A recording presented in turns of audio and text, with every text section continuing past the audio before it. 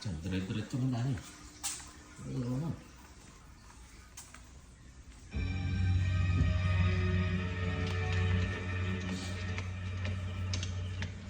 Ano ko daradadonin? Sir, i-escortan lang namin kayo.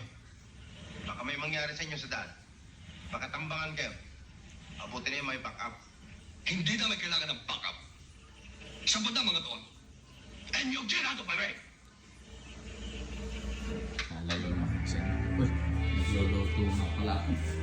Ng ano? Tinola. Oo.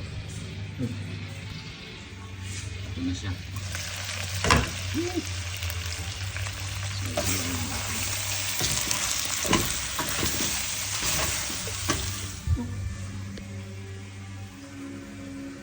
Abuti na yung may dalang tangkay.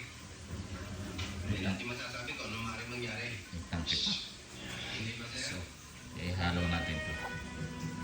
Ito sayote kasi wala dito ano eh. Meron dito ano.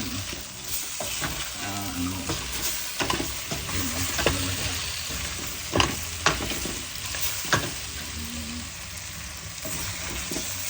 Parang adobo.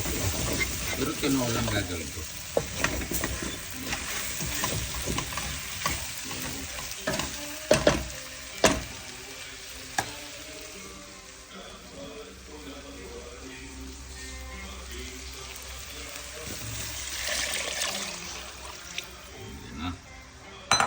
Ilagay ko na ito.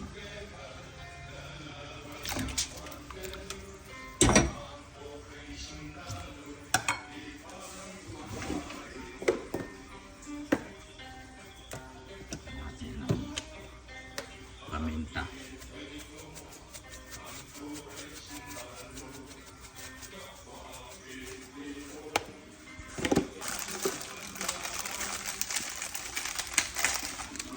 Siyempre, may gini siya mix.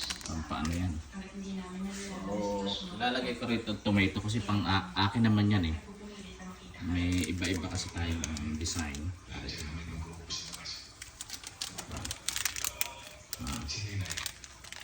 Ang palasa kaya.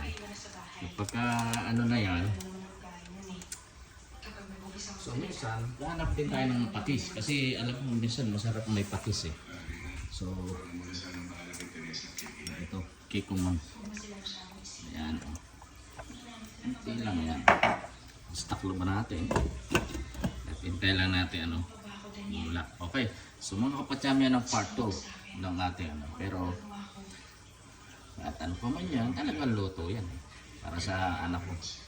At talagang traditional. Salamat. Thank you.